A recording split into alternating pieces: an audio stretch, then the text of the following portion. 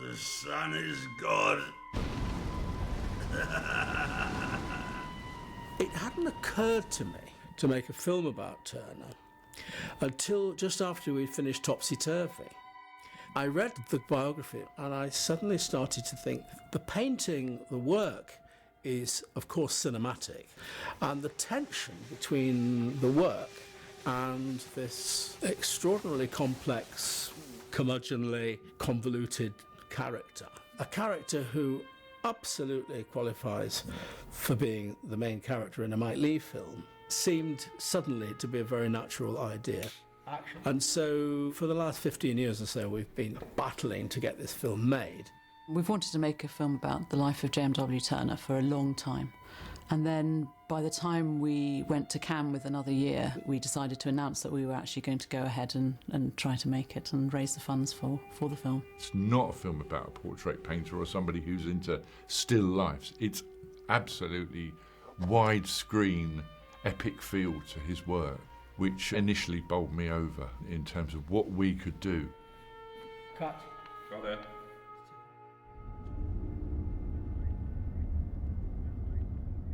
The team have created upstairs the most brilliant rendering of the Royal Academy as it would have been at Somerset House on Varnishing Day in 1832. I didn't really start to twig on about Turner until I was at art school at Camberwell in the early 60s, and then the message started to get through. The job today and tomorrow, which are rehearsal days, is to construct the scene. So what I want you to do, to start with, is go upstairs to the space via the staircase and monitor your character's reaction. I knew very little about his life. As a kid, I lived in Battersea, and it's only over Vauxhall Bridge was the Tate Gallery. So I used to go in there. I was mainly interested in, that time, the Surrealists and the Dadaists and all that.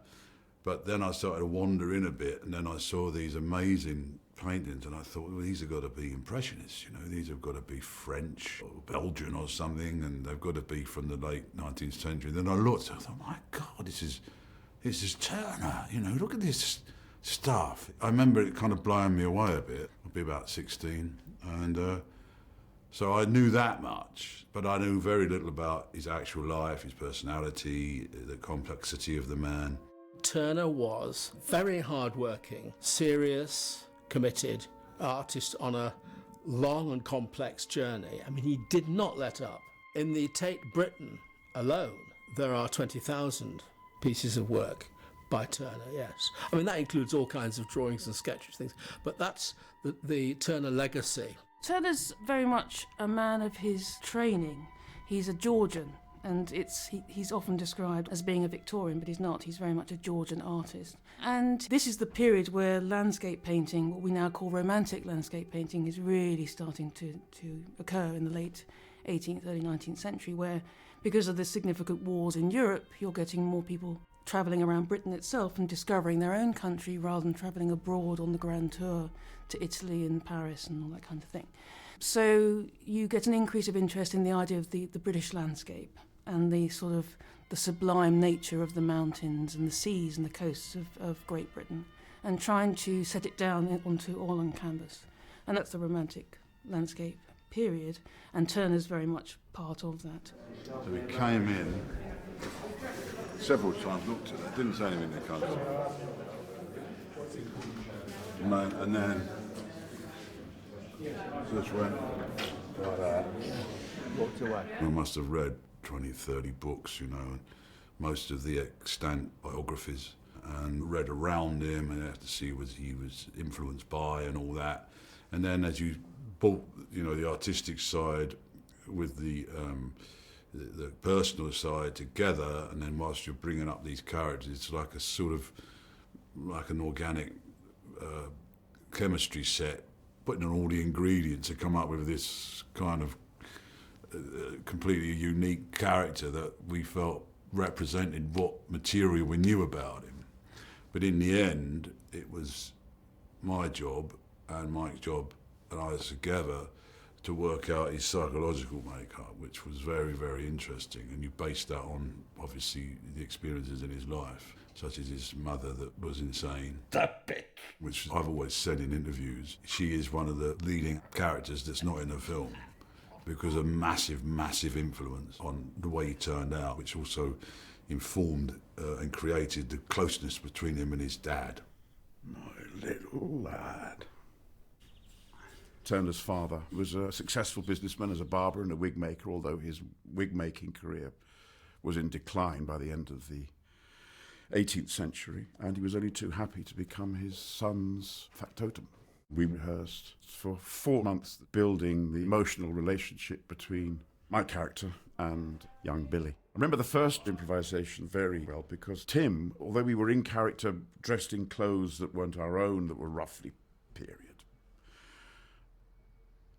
Tim was just sat in a corner, quite clearly, as a newborn baby. And you actually started there. Well, so my character held him as a newborn child, and from that feeling went into the film without question. Hey, Daddy.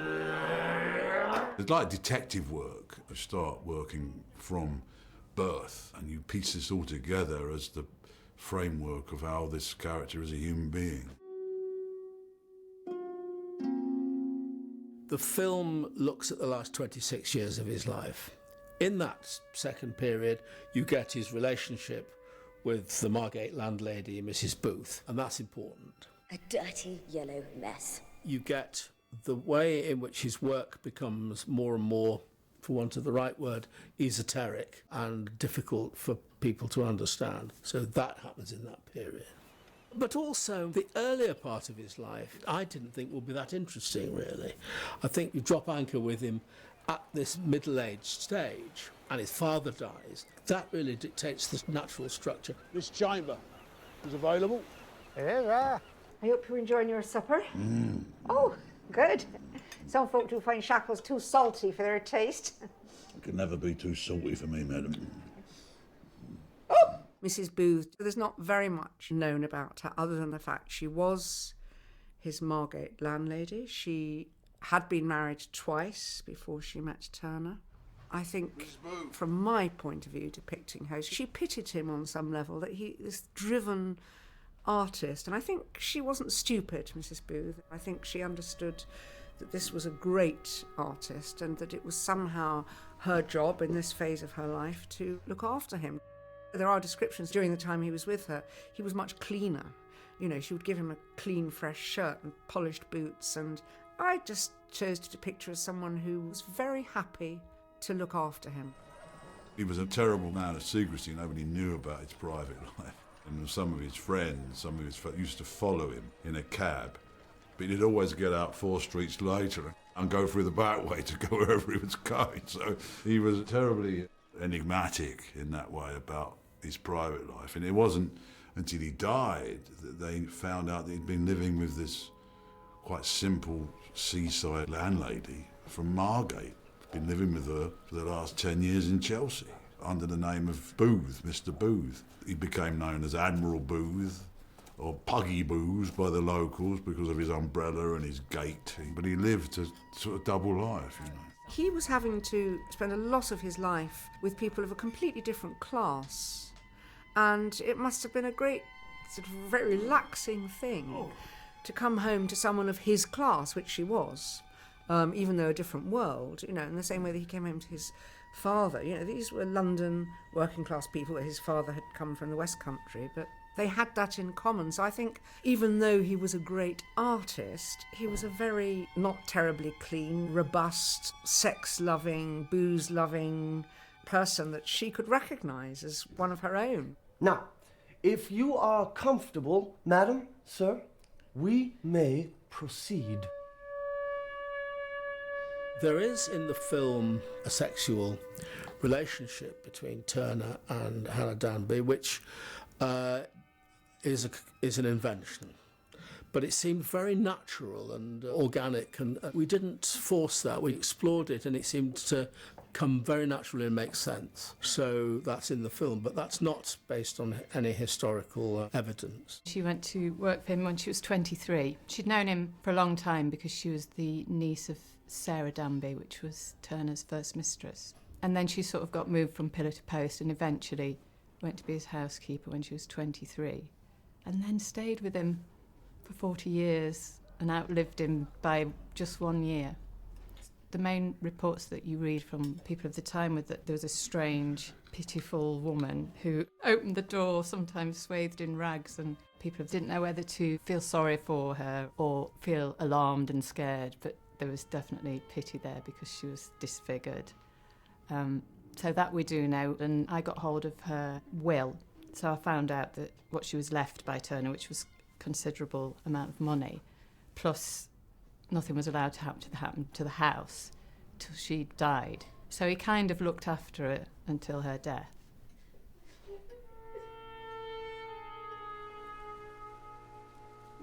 I can only say that how Turner the man struck me is what we've put into the film. Here is a guy who is honest but dishonest, totally truthful and thoroughly disingenuous, an absolute embracer of the truth, who is in denial on occasions about his children, and a guy who could be emotionally completely upfront and yet completely curmudgeonly and difficult. And of course, interesting from the point of view of his appearance and his demeanour and his hygiene and so on and so forth. And I think that's an element of the film, that genius often comes in the strangest of packages. It's nothing to do with central casting, it's to do with the human being. So as incongruous as he is, as a great landscape purveyor of the centre of the art of the sublime, and the sublime meaning the conflict of the beauty and the horror of nature, not, darling, that pate was sublime, but he was more or less born with a piece of charcoal in his hand. It's just a slight drop down. Mike asked me over 2 years ago to work with Tim to basically teach him to paint and to, have some understanding of Turner's method and what it would be like to be a painter at the time. Does that look like the one in the picture? Yeah. It's tricky because he's got to act as well, and it's very, very difficult to do. He almost gave me a foundation course and then taught me how to the basics of oil painting, the basics of drawing, life class, still life, and then we started doing oils, and then I copied the full-size Turner, exactly the same size of one of his greatest paintings. So that was over a 2.5 year period. But the first time I had to be seen painting in the film, quite early on, was painting a straight line on a ship. Now, it's bad enough trying to paint a straight line with an oil brush anyway. But when you've got 56 people, a camera watching you do it, and Mike Lee standing behind you, it's quite a difficult thing to do. But I managed it. So that whole preparation, really, the funny thing was that it turned out that I had a bit of ability, which made it more frustrating because I knew how good Turner was, and I knew that I was never going to reach it. So I got about as good as he was when he was about 9, I think. The job was really not to turn Tim into Turner. I mean, Tim did have a famous traumatic moment, having spent months preparing and doing paintings. When he then went into character, and first time he did an improvisation where he actually played Turner, actual painting, he came out of it in a terrible state. I said, "What's the matter?" He said, "Well, I've just realised I'm not Turner." I said, "You don't have to paint Turners, but when we come to it, it will make it possible to look plausible."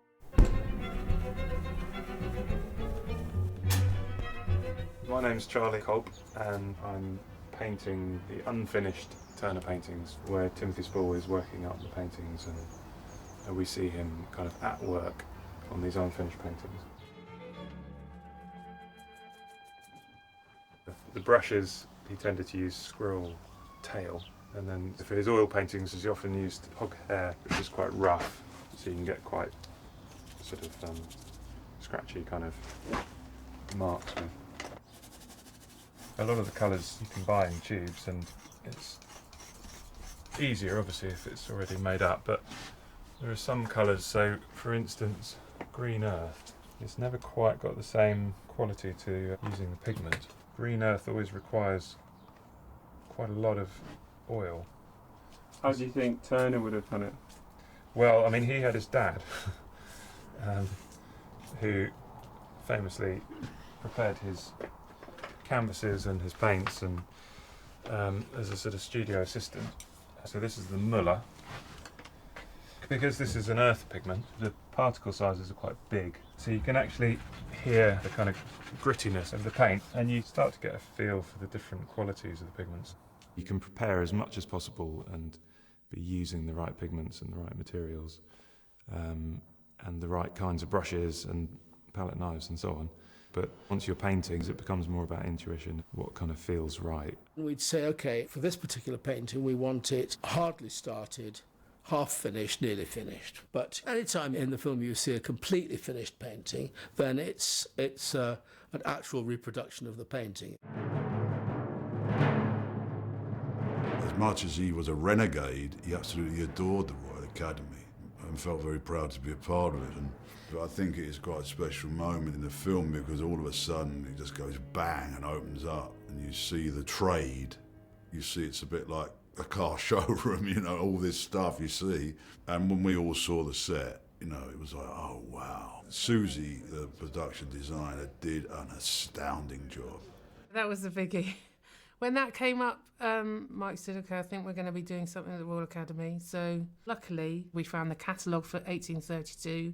We found out where all the paintings roughly were, because there's a plan. So I was able to literally go back and look at the 1832 hanging of the Royal Academy. Your Majesty. The Royal Academy at the time was in Somerset House. It wasn't until later on, in the middle of the 19th century, that they moved into Piccadilly. We thought of building a studio set, but then I felt that, well, by the time you built the main room, you wouldn't have adjacent rooms and staircases and things. So we thought it was necessary to find somewhere where we could build within a real location. Talking with Mike, I knew he wanted the staircase, I knew he wanted the big hall and one other room. And we found a location that we were able to do a massive build in, Wentworth Woodhouse, that has an amazing floor, amazing room. But I built this structure inside, which was a temporary structure, but we found a load of research in the Claw Gallery and in the Tate and the National about the builders. We found their invoices at the time, and it was a temporary structure they'd build every year. And it had how much wood they'd bought, how much velvet they'd put on the walls, things like that. So we were able to work out how they did it, and we did the same thing. Constable. Don't know. I'm not sure that anyone has ever tried to reconstruct a Royal Academy summer exhibition. I mean, we didn't do it in its entirety because there would have been about 5 or 6 rooms, you know, frame to frame paintings. But we did the Great Room, which is the most important room, and the Ante Room. Thankfully, we have a catalogue that gives you a list of all that was submitted. But some of them are, you know, still life by a lady. If you try and trace that, when you've got Turner, we know exactly what was hanging. Constable, ditto, to an extent we'll know what's there. But with the other artists, it was a matter of trying to trace the actual paintings that were hanging in 1832. And it was then a matter of going to some very generous collections and asking to have, to an extent, carte blanche, any of their canvases from a certain period. From the Tate to the National Gallery, galleries all around the world, owners of paintings have been incredibly sympathetic and said, OK, fine, use the images, we won't charge you a bean. And had that not been the case, well, quite frankly, the film would have been stumped. Good morning, Turner. Good morning to you, Mr. Leslie. Rabbie. Good morning, Mr. Turner. May I have a piece? Where is it located? We placed it in the anteroom. The anteroom. It was a really ambitious project. Susie showed me the reference on my first day and was like, this is kind of what we want to do. And I was like, there's a lot of paintings. And yeah, you kind of, your first thoughts in the art department are, where are we going to get 200 paintings from? I counted the amount of paintings. There were going to be 250 to 300 paintings we needed to replicate. and this was January, and it would have worked out to do 4 paintings a day. But also, they just don't have the same quality that each individual artist would have had. So it was, how to get across those painters all together in this room and make them look like paintings. We managed to get high-res images, and then we went through a process of working out how to make them look real, because there's a certain flatness with those. So we tried painting on the top of them. No good. It looks like we've painted on the top of them, and they've usually done a lot better jobs. So we just put a varnish over the top of everything to give it quite a thick varnish. First position, please.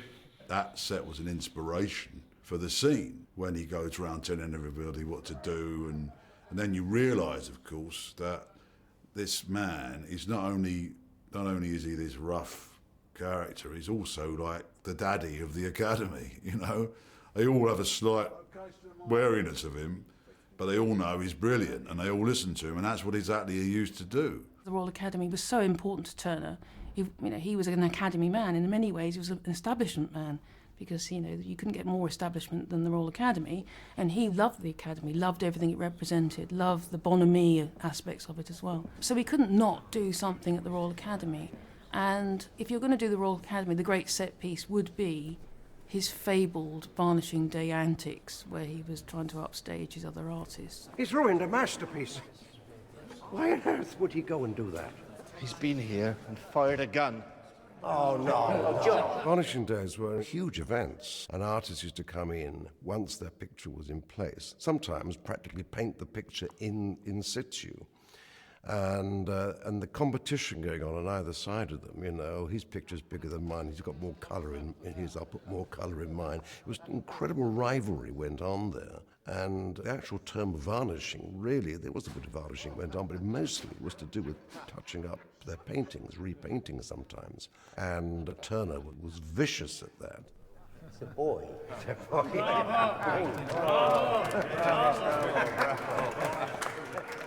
Benjamin Robert Hayden. Henry William Pickersgill. Martin Archer Shea. Charles Robert Leslie. David Roberts. Clarkson Frederick Stanfield. William Beechey. Talk amongst yourselves.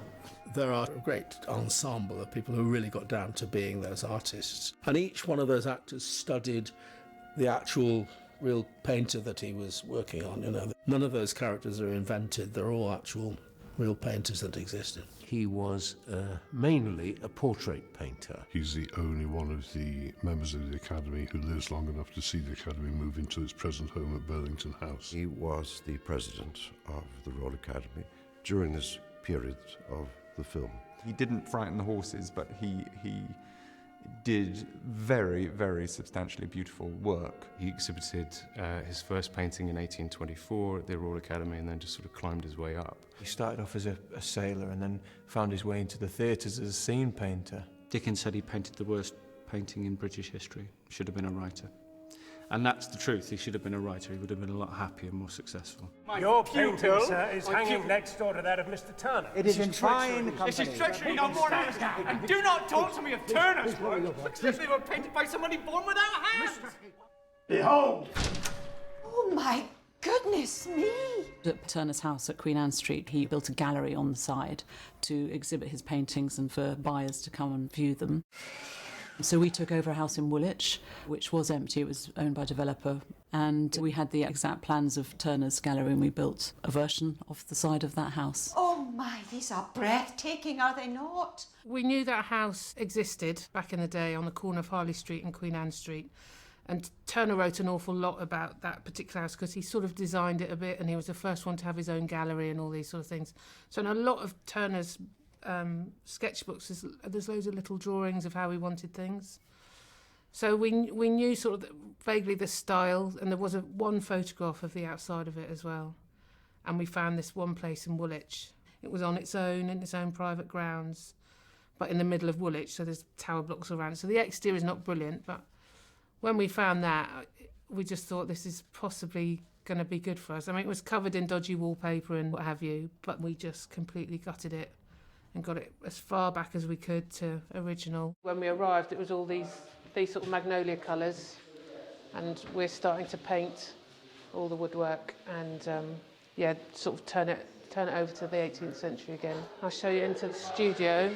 What we found from the research we've done, we know he sort of separated. He had his watercolours in one area and his oils in another. He'd be drying some watercolours whilst painting some oils. We know he would paint facing his left side to the window so that he doesn't get a shadow on his hand when he paints. So we know he'll be over in that corner. When you get on a set that feels so right, itself is a character.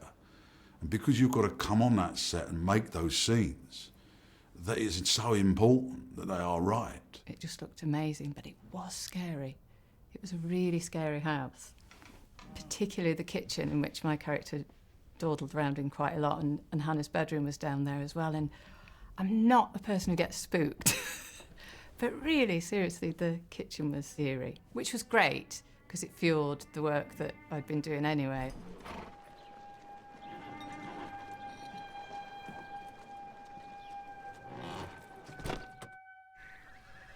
Turner went to all kinds of stately homes of various aristocrats, but Lord Egremont at Petworth was particularly sympathetic and did entertain artists. Good evening, William. Felicitations of the evening to you, your lordship. And actually the National Trust and the guys at Petworth, and indeed the present Lord and Lady Egremont, were incredibly helpful. And we were able to really use the place and in a couple of instances actually reconstruct Turner's actual paintings. I mean, you have images that were actually painted at Petworth. Action. Petworth opened their doors and said, help yourself, more or less. It was, in a way, easy for me there. I'd love to say it was all a build on the back lot, but we went to the real rooms, we used the real furniture, you know, so we actually only really enhanced what was already there. You faring well? Bit breathless. Been up to the farm. Watch the sunset. Say goodnight to the milkmaids. Petworth was really special in terms of, you know, that's where the man painted and we were there to do our bit. Continuing satisfaction as to the arrangement, your lordship? Sort of going like that. And then we come there, yes, Like yes, that. and then go on. See and it, around. see Yes, it, that's see it, and yeah, that. That's what I think. That's what you're saying? Yeah, Right. yeah, not settle at all. The main shot in Petworth is basically one long Steadicam shot from coming in from the sunset outside through the rooms that lead into the big dining room, banqueting room, where all Turner's paintings are hung. So it's not only the fact that we were there in a big location and it's magnificent and so ornate, but also all his work is along the wall. And they're all hung low so that diners in the day could sit there at the dining table and look at Turner's paintings directly in their face along the walls. It's just a wonderful room. How's your father faring, William? I'm bearing up, your lordship. Very gracious of you to inquire. We thought we'd lost him this last winter. A very harsh one. He came through, he's a hardy old cove. Excellent. See you at dinner. Indeed. Good day, sir. Madam.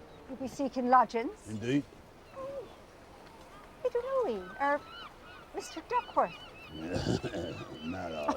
Oh, Mr. Mallard, of course. Well, you'll be lucky. Your room is free. Splendid. Well, do come in. Mrs. Booth's actual house in Margate, the view from that house, Turner's favoured view, which he liked painting, apart from anything else, is now blocked by the Turner Contemporary Gallery, which has been built in Margate. So, in fact, the truth is that our metaphorical Margate looks great. I mean, it's got a great quality to it, but it is more like what it is, which is a Cornish fishing village, than Margate, but I don't think that matters. I think it works in its own right. Right here, stood at this rail and get this incredible image like that. Yeah. We looked at the estuary of the Thames as a possibility, but nowhere really evoked that Turner-esque light. You know, what would attracted him to going to Margate? Well, Margate's got the light, famously so, and has been painted for centuries because of it. It's got a unique position with sunrise, sunset. That's what we found in Cornwall. It's just fantastic. The first time I saw it, you know, I almost felt tearful. It was so good. Ah, that's a difficult question. That's a very difficult question. You know, I now, surprisingly, can't help but have a soft spot for the Fighting Temeraire because we brought it to life and made it move I think it would have to be one of his seascapes. I'm not going to say the Temeraire. I'm going to resist saying the Temeraire. There's so many astounding paintings that I'm not even going to list any, but I came to the one that I copied in the end because I've got to know by copying it the genius within it, which is that famous one that he painted when he was tied to the mast. And when I saw the original painting, I was mesmerised by it. It's an unbelievable mixture of terrifying and what the power and beauty of nature can be. It's a privilege to have had the chance to get to understand it. I want to see them all now, if it's at all possible. I could name Rain, Steam and Speed. I could look at that forever, but it's somehow the watercolours that draw me most. Rain, Steam and Speed. My favourite Turner painting has to be Fisherman at Sea, and it's the very first painting that he had accepted and hung at the Royal Academy. And he was only, I think it was 19 years old. It's fantastic, cinematic, visually splendid. I love a lot of the late Turners. I think those are my favourites, and I particularly like Stafford. Sun Rising Through Vapour. It's at the National Gallery. And very early on, my team and I went to the National Gallery and just drew Turners for a day. I think the trouble is I wouldn't be able to pin one particular painting down. But as a body, I would go for his seascapes, definitely. His storms and his wrecks and his very emotional response to the sea.